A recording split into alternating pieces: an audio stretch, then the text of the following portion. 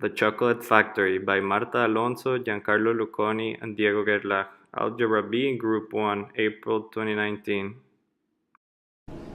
What is linear programming? Linear programming is a device that is ordinarily used in many zones, for example, an industry or an economy. We can state that this device has an incredible effect in the investigation and improvement of monetary action. It can be separated into different sectors, and we will focus on the production sector with linear programming. A basic introduction: linear programming is utilized to take care of optimization issues with constraints, in which both target work and the constraints are linear elements of the choice factors. With linear connections, it is important to get a practical area to have the capacity to maximize production and minimize costs. When speaking about production, linear programming permits to decide the ideal generation of organization, so as to maximize benefits or minimize costs. We can take 5 assumptions. The severability, that means all the factors are constant, so they can take any genuine esteem. The non-negativity condition, that means that all variables will always be equal or greater than 0. The proportionality, that means the commitment of every factor is individual and corresponding to its value. The additivity, that means the complete commitment of the factors is the addition of the individual commitments of every one of them. And the certainty, that means that all the limitations of the model are known. So we have decided to use linear programming in order to maximize the chocolate production.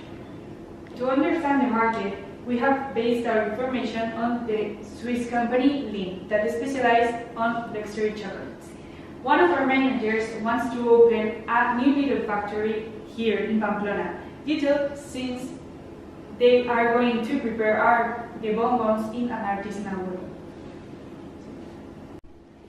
Our problem: the manager wants to maximize the weekly amount of bonbons produced so that the new shop can be profitable. Considering the sales constraint, limits imposed by the manager, and health regulations in Pamplona, the new shop will only sell 5 types of bonbons as a start here in Pamplona in la Plaza del Castillo.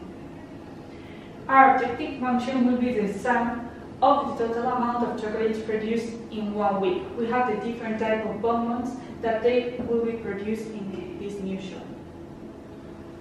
These are the nutritional values and cost of production for each of the bonbons that we'll use in our constraints. Okay, understanding the constraints.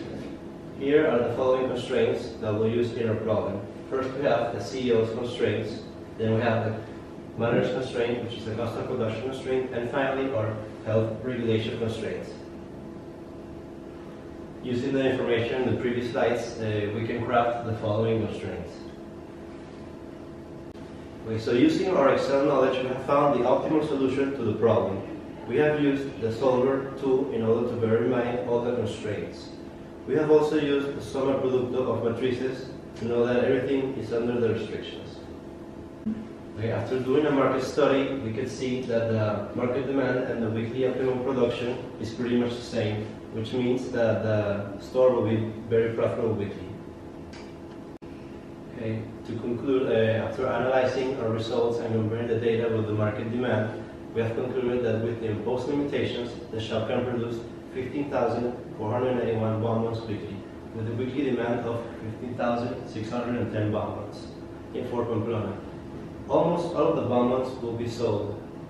Not all of them will be sold because the supply is greater than demand for the white and the peanut butter bonbons. But all of the milk, dark, and stracciatella bonbons will be sold, and the store will be left with 308 white bonbons and 150 peanut butter bonbons that will be used for promotional activities such as marketing to increase demand for these flavors that couldn't be sold completely. Finally, we will have 235 grams of sugar left that we can use for the following week. Thank you for listening. This has been the Sprungli and Lindt technical team, and thanks for listening to our presentation.